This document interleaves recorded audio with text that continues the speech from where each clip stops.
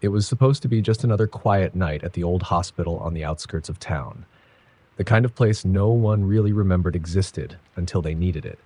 Nestled between a forest and an abandoned railway line, the hospital seemed to hold its breath, waiting for the end of its own life. The town had moved on, new buildings sprang up on the other side of the river, and most patients were transferred to a more modern facility. Still, for some reason, the old hospital clung to life, refusing to let go. Jessica was one of the few remaining night shift nurses. It wasn't a glamorous job, but the pay was decent, and it gave her the quiet she craved. Most nights were uneventful. A couple of patients, maybe one or two emergencies, and that was it. But tonight, something felt different. There was an eerie stillness in the air, the kind that wraps around you and makes your skin prickle. The night started normally. Routine rounds, checking vitals, adjusting IVs. But around midnight, things began to feel wrong. It started with the call lights. They flickered on and off in the rooms that were supposed to be empty. At first, Jessica thought it was a glitch in the old system. The hospital wasn't exactly state-of-the-art, after all. She ignored it, continuing her rounds, until she noticed the flickering pattern. It wasn't random. The lights were coming on in sequence, as if someone or something was moving from room to room, pressing the call buttons. Her heart pounded as she stared down the hallway. It was empty, yet the lights continued their dance, one after the other, leading down to the end of the corridor, towards room 209. She hadn't been in that room for months. No one had. It was shut down after a fire incident several years ago, though the exact details were always a little fuzzy. No one liked to talk about it. Jessica's radio crackled to life, startling her. Jessica, do you copy?" It was Steve, the security guard on duty. His voice sounded shaky. "I'm here. What's going on with the lights? Do you see this?" "I'm seeing it." "All right. But that's not all." She could hear his breathing over the radio, quick and shallow. It made her feel uneasy. "Steve, what's wrong?" "There's someone or something in the hallway near the cameras. I can't make it out. It's like a shadow, but it moves too fast. I tried to follow it, but it just disappears." Jessica's heart was now thumping so hard she was sure Steve could hear it through the radio. "Stay put. I'll come to the security room." She started toward the stairs when her radio crackled again, cutting through the silence. "Wait. Don't. It's heading towards you." Her footsteps faltered, and she felt the cold grip of fear tighten around her. She looked down the hall again, and that's when she saw it. A dark figure, barely visible but definitely there, standing in the doorway of room 209. It didn't move. It just stood there, staring, or at least she thought it was staring. There were no eyes, no face, just a black void where a person should be. Jessica's breath caught in her throat as the figure tilted its head as though beckoning her to come closer. Her legs felt like lead, and for a brief moment she considered running. But something in the figure's presence was pulling her in, almost as if it was drawing her closer against her will. "Jessica," Steve's voice crackled in her ear. "Get out of there. I'm coming to you." She wanted to move, but her feet refused. The figure in the doorway took a step forward, then another. It was slow but deliberate. With each step it took, the lights around her flickered, plunging the hallway into darkness for brief moments before sputtering back to life. Jessica finally forced herself to move, taking a shaky step backward. She needed to get away, but the figure was getting closer. Its form seemed to ripple, like smoke in the wind, but there was weight to it, a malevolence that pressed down on her chest, making it hard to breathe. She spun around and broke into a run, racing towards the stairs. Behind her, she could hear the faintest sound, like whispers carried on a breeze, but they were too soft, too elusive to make out. Reaching the stairwell, she nearly flung herself down the steps, heart pounding in her ears. She needed to find Steve. As she reached the ground floor, the air grew thick, heavy, like something was pressing down on her from all sides. The hospital felt wrong, like it wasn't the same place anymore. The walls seemed to pulse, and the shadows stretched longer than they should have. Jessica rushed into the security room, where Steve was watching the monitors, his face pale, drenched in sweat. "You saw it, didn't you?" he whispered, eyes wide with terror. She nodded, unable to speak. The monitors flickered, and for a moment every single camera feed went black. Then, in unison, they all came back on, showing the same thing, the dark figure from room 209. It was in every room, every hallway, multiplying. The whispering grew louder, but now Jessica could hear the words. Come with me. No, she muttered, backing away from the screens. Steve stood, gripping his flashlight like it was a lifeline. We have to go. Now. They bolted for the exit, but the hospital seemed to shift around them. Hallways they knew by heart twisted into unfamiliar paths. Doors that were supposed to lead outside opened into empty, dark rooms. The air was thick with the sound of whispering, voices calling out to them, growing louder, more insistent. Jessica felt something brush against her arm, cold and slimy, but when she looked, there was nothing there. Her heart raced as they finally found the main exit. Steve yanked the door open, and for a split second they felt the rush of cool night air. But before they could step through, the door slammed shut with a deafening bang. Behind them, the shadows pooled together, taking form, blocking their escape. The figure from room 209 stood at the end of the hallway, its faceless head tilting slowly, as if it were watching them. Jessica! The whisper came again, but this time it wasn't from the figure. It was from right next to her ear.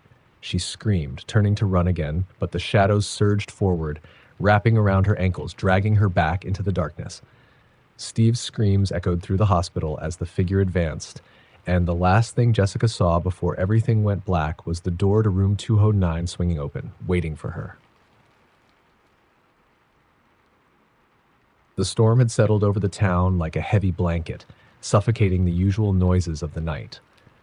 Rain pounded relentlessly against the windows of the convenience store where Liam worked the night shift.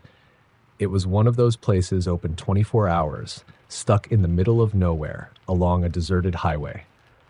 Rarely did anyone pass through, especially on a night like this. It had been hours since his last customer, and he could hear the distant roll of thunder as he sat behind the counter, watching the clock tick slowly towards 3 a.m. Liam tried to stay awake, forcing himself to focus on the dull hum of the flickering fluorescent lights above. The power had already gone out once, only coming back after a minute, but it had left the store feeling wrong. The air felt heavy, and the shadows seemed thicker, almost alive. He glanced out the window, hoping to see a pair of headlights breaking through the darkness, but there was nothing, just the rain and the impenetrable blackness beyond. Then the doorbell chimed. Liam jerked upright, his heart skipping a beat. He hadn't heard a car pull up, hadn't seen anyone approaching. The sound was unnervingly loud in the empty store.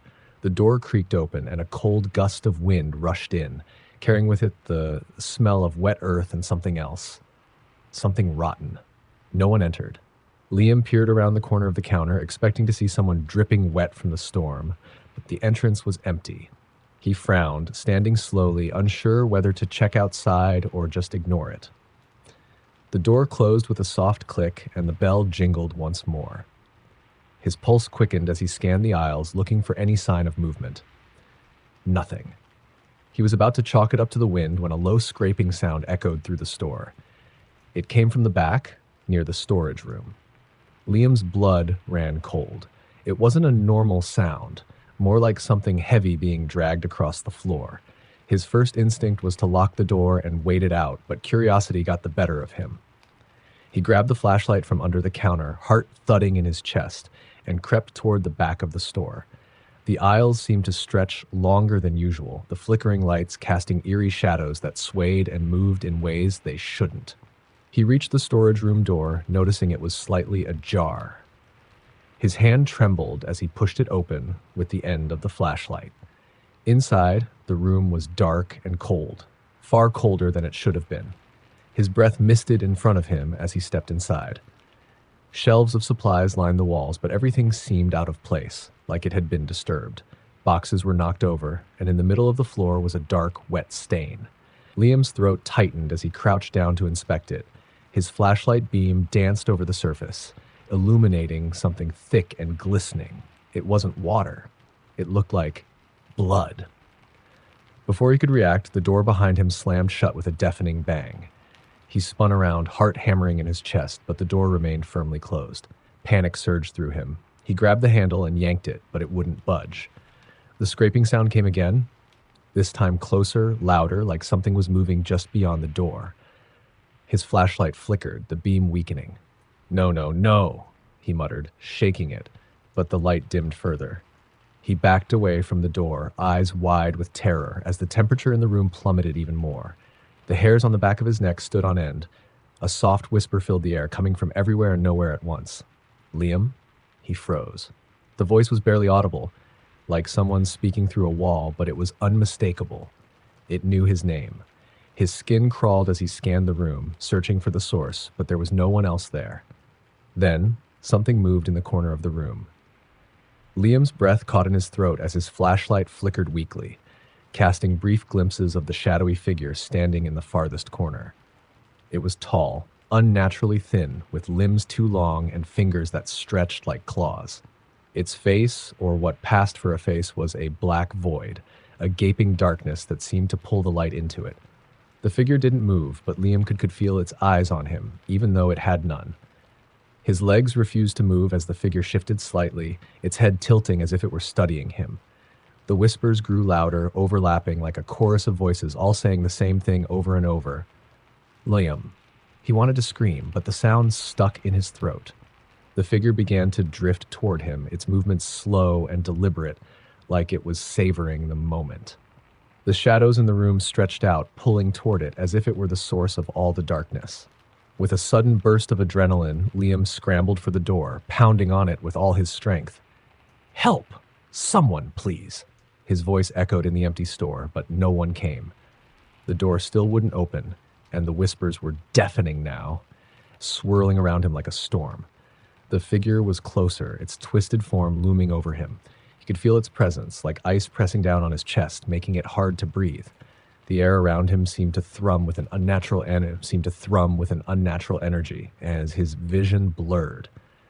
In a last desperate move, Liam slammed his body against the door, and this time it flew open. He stumbled into the hallway, his heart pounding in his ears.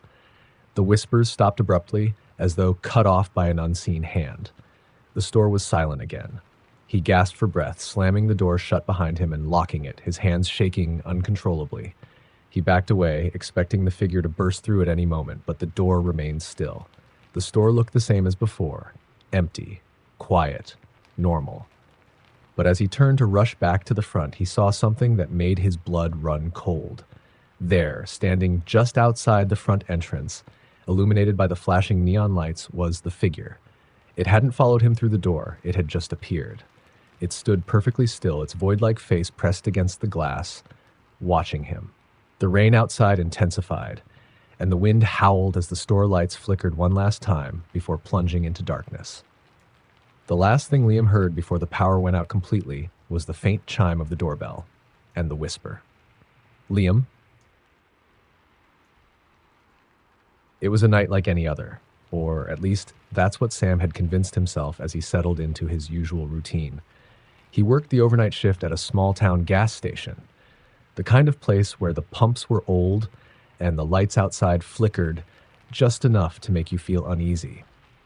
There was nothing around for miles, just open fields and a dense forest that seemed to swallow up the road as it curved away into the darkness. Sam liked the quiet. It was an easy job: stock the shelves, clean up the counter, and wait for the occasional car to pull in. Most of the time he could sit behind the counter, lost in his phone or listening to music to pass the hours. But tonight, something felt off. The air was heavy, pressing down on him, and even though the heater was on, there was a chill that crept into his bones. Around 1 a.m., the old bell above the door jingled. Sam looked up, startled. He hadn't heard a car pull in, but there was someone standing in the doorway. A man, tall, with his back to the entrance, dripping wet from the rain. The light from outside flickered, casting long shadows across the floor. "Hey there," Sam called out, forcing a friendly tone. "Rough night, huh?" The man didn't respond. He just stood there, facing away from Sam, his wet clothes clinging to his body. Sam's stomach twisted in an uncomfortable knot. Something about the guy seemed wrong. The way he was standing, too still, too rigid. "Can I help you with something?" Sam asked, a bit more cautiously now. The man slowly turned his head, just enough for Sam to see the edge of his profile. His skin was pale, almost gray, and his eyes were sunken into deep hollows. For a moment, Sam swore the man's lips twitched into a smile, but it was gone as soon as it appeared. He didn't speak. Instead, he took a step forward, his heavy boots squelching on the wet floor. Sam's pulse quickened. He forced a nervous laugh. "You need gas, or..." The man took another step, his body unnaturally stiff, and Sam instinctively backed up toward the counter. The light above the door flickered again, and this time it went out completely, plunging the entrance into near darkness. The man was just a silhouette now, standing in the faint glow of the store's fluorescent lights. Sam's hand hovered over the phone behind the counter. "Look, buddy, if you need something, you need to say so. This is getting kind of weird." The man stopped, still in the shadows, and then he did something that made Sam's blood run cold. He lifted his arm and pointed straight at him. "What the hell?" Sam muttered, heart thudding against his chest. He grabbed the phone, ready to call the cops, but before he could dial, the man turned sharply and walked out into the rain, disappearing into the night as quickly as he had appeared. The bell jingled softly behind him, and the silence that followed was deafening. Sam stood there for a moment, trying to shake off the unease that clung to him. Maybe the guy was just drunk or on something. That would explain the weird behavior. But something about it didn't sit right. He locked the door just to be safe and returned to his spot behind the counter, keeping one eye on the security cameras that flickered black and white images of the gas station's exterior. An hour passed. Nothing. The rain pounded against the windows, and Sam tried to focus on his phone, but every time he glanced up, he felt like something was watching him, just out of sight. The parking lot was empty, and the only light outside was the dim glow from the lone streetlight near the edge of the woods. Then the bell rang again. Sam jumped, his eyes snapping to the door. But this time, no one was there. He stared at the entrance, the hairs on the back of his neck standing up. He could feel it, something was wrong. The bell had rung, but the door hadn't opened. He glanced at the security monitor, and that's when he saw it. The man. He was standing just outside, right at the edge of the camera's view, barely visible in the shadow of the awning. He wasn't moving, just standing there, facing the door, his figure still and unnerving. Sam's throat tightened. He leaned closer to the monitor, squinting. The man's face was turned upward, staring directly at the camera. But his eyes, they weren't right. They were too dark, too hollow. It was like looking into a void. A sudden crack of thunder rattled the windows, and the screen flickered. When the image returned, the man was gone. Sam's heart pounded in his chest as he frantically scanned the monitors, flipping through the different camera angles, but there was no sign of him. He checked the lot, the side of the building, even the woods. Nothing. And then the lights inside the store flickered. Sam froze, his breath catching in his throat. The overhead lights sputtered for a moment before stabilizing, but now there was something else. A soft sound, barely audible over the rain, like breathing. Slowly, he turned toward the far aisle of the store. There, in the dim light at the end of the row, stood the man. Inside the store. Sam's blood ran cold. He hadn't heard the door open. How the hell had he gotten in? The man stood perfectly still, just staring at Sam. His eyes, those dark, empty pits, seemed to swallow all the light around them. His lips twitched again, curling into that grotesque half-smile. Sam's legs felt like they were made of lead. He couldn't move, couldn't even think straight. The man took a slow, deliberate step forward, his boots echoing on the linoleum floor. Sam backed up, his hand fumbling for anything he could use as a weapon, but his fingers only found the cold edge of the counter. "Get out!" Sam shouted, his voice shaking. "I'm calling the cops!" The man didn't stop. He kept walking, slow and methodical, his eyes never leaving Sam's. The air in the store grew colder, and Sam's breath fogged in front of him. It was as if the temperature had dropped by 10 degrees in an instant. And then, without warning, the man vanished. 1 second he was there, the next he was gone, as if he had simply melted into the shadows. Sam blinked, his mind struggling to process what he had just seen. He checked the cameras again, his hands shaking uncontrollably. The man wasn't on any of the screens. The store was empty. For a moment, Sam thought maybe he had imagined it all, the product of too many long nights and too much caffeine. But when he turned back to the counter, his heart nearly stopped. There, on the counter where the man had been standing, was a single wet footprint. It hadn't been there before. Sam's pulse raced, and he grabbed his things ready to bolt.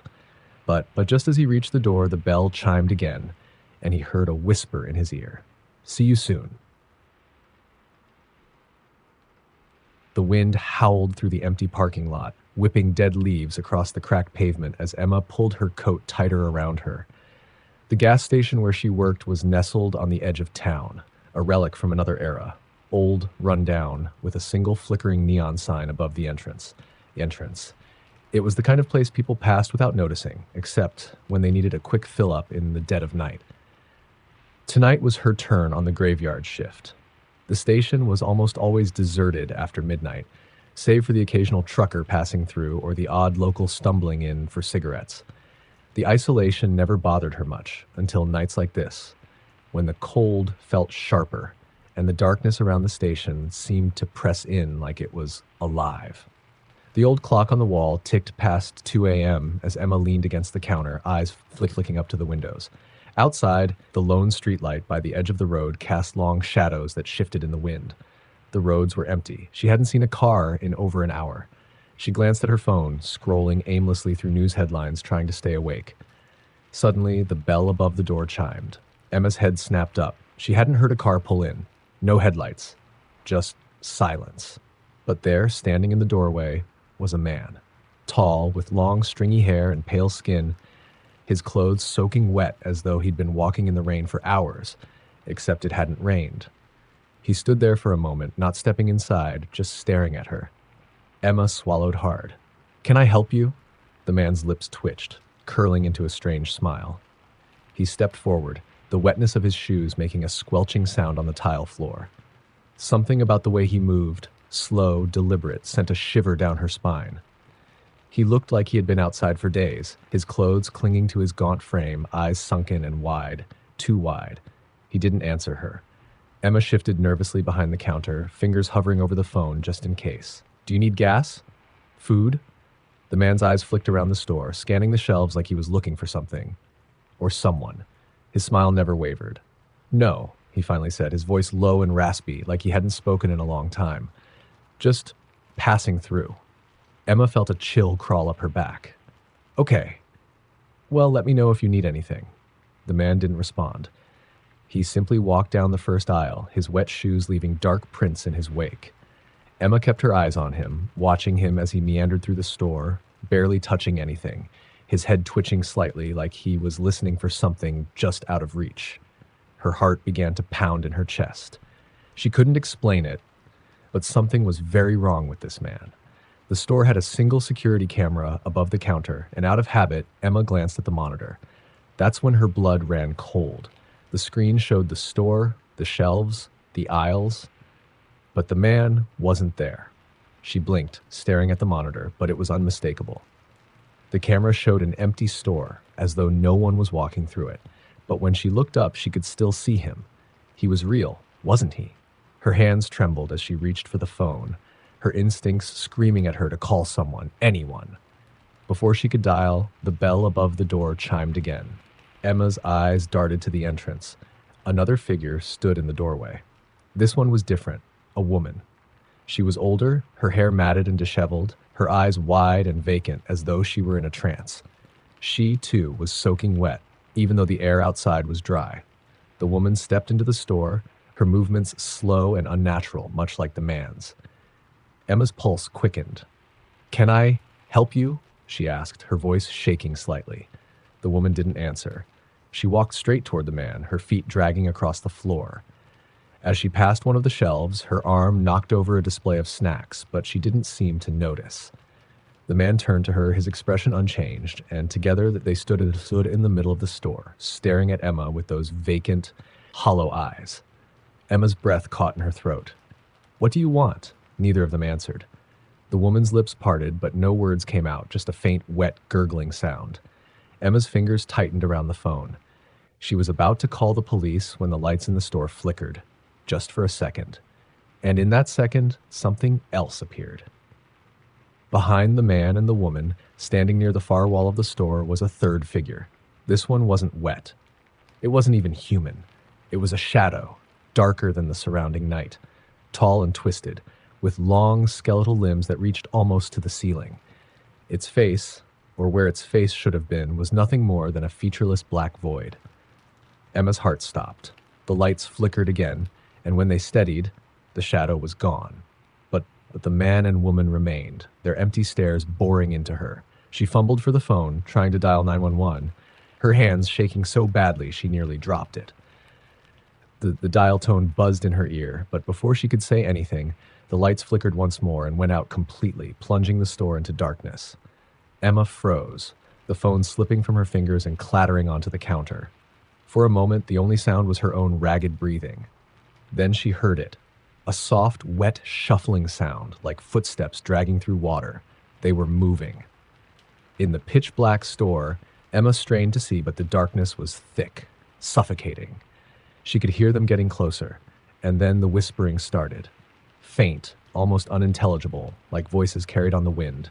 They were calling her name. Emma. Her blood turned to ice.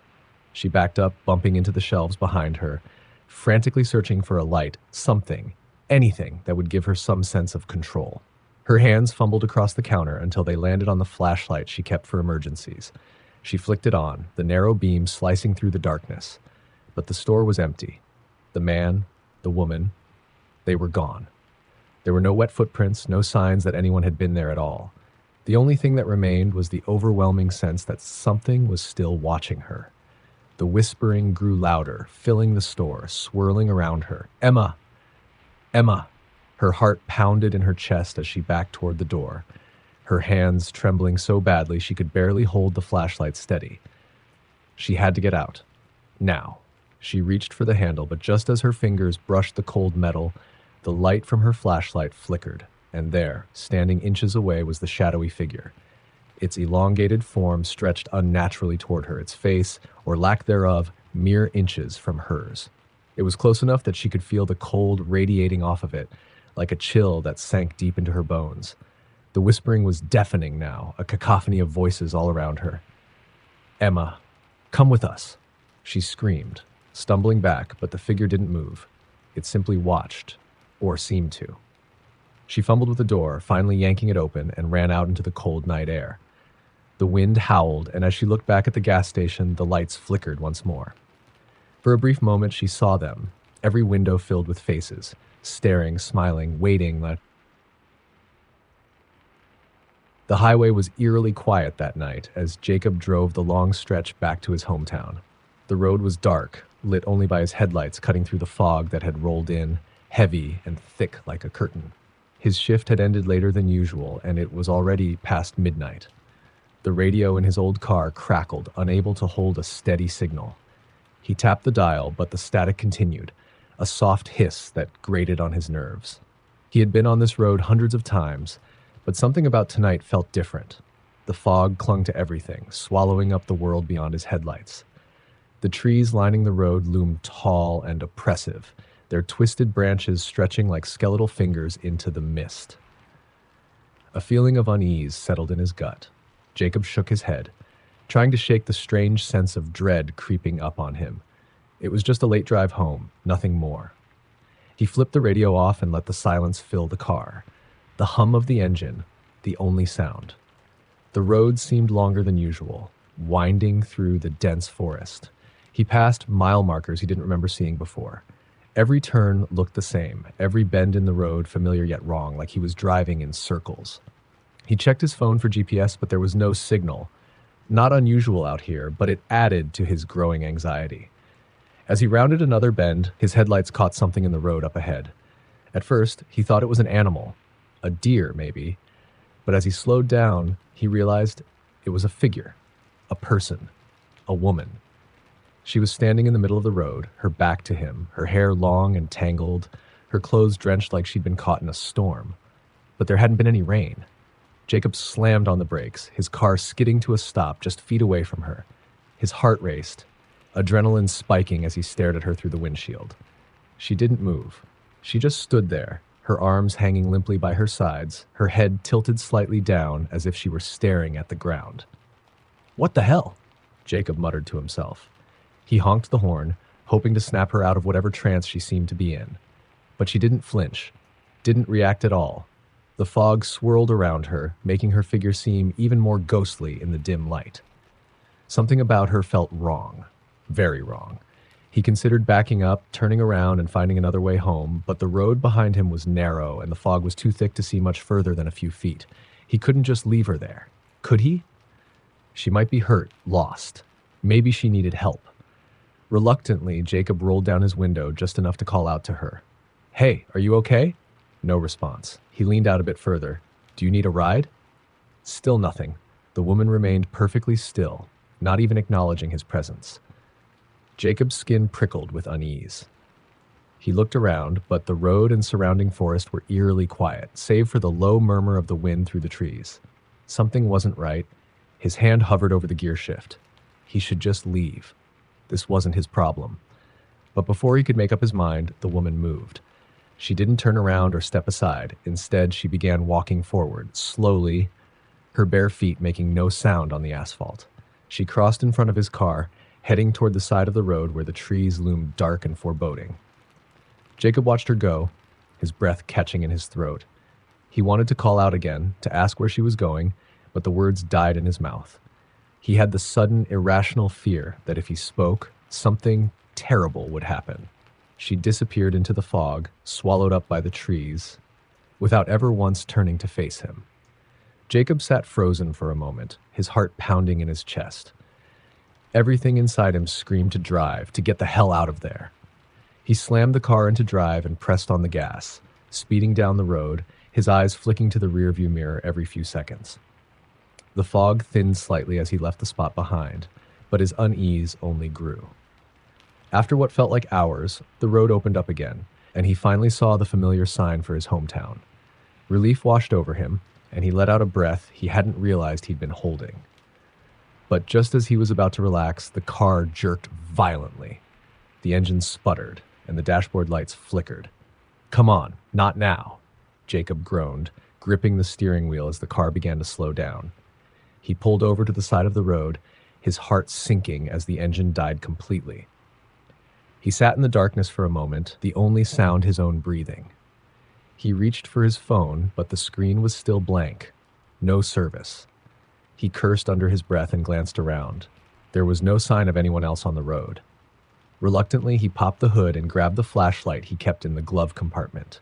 Stepping out of the car, he was immediately hit by how quiet it was. The air was still, too still, and the fog clung to the trees like something alive. He moved to the front of the car and shone the light under the hood. He wasn't much of a mechanic, but nothing looked obviously wrong. The engine had just stopped. As he bent closer, trying to figure out what could have gone wrong, he heard something behind him. A soft rustling sound. Jacob froze, the hair on the back of his neck standing on end. Slowly, he turned around, shining the flashlight into the trees. The beam cut through the fog, illuminating the gnarled branches and thick underbrush, but there was nothing there. Still, the feeling of being watched was undeniable. He swallowed hard, telling himself it was just his imagination, but then he heard it again. This time, the sound was closer. A whisper. His heart raced as he backed toward the car, flashlight trembling in his hand. The whispering grew louder, more insistent, but he couldn't make out the words. It was like dozens of voices, all speaking at once, surrounding him. And then, out of the corner of his eye, he saw movement. Jacob whipped the flashlight toward the trees, and there, standing just at the edge of the forest, was the woman. She was staring at him now, her eyes wide and empty, her mouth hanging open in a silent scream. Her wet hair clung to her face, her clothes dripping with water that shimmered unnaturally in the light. She didn't move, but the whispering intensified, as if it was coming from her. Jacob's blood ran cold. He dropped the flashlight in his panic and scrambled back into the car, slamming the door shut behind him. His hands fumbled for the keys, but the ignition wouldn't turn over. He glanced in the rearview mirror, praying the woman hadn't followed him, but she wasn't there. Instead, sitting in the back seat, barely visible in the dim light, was a figure. A man, his face pale and gaunt, his eyes hollow, just like the woman's. He was soaking wet, water dripping from his clothes, pooling on the seat. Before Jacob could scream, the man leaned forward, his lips inches from Jacob's ear, and whispered, "You shouldn't have stopped." The world went black.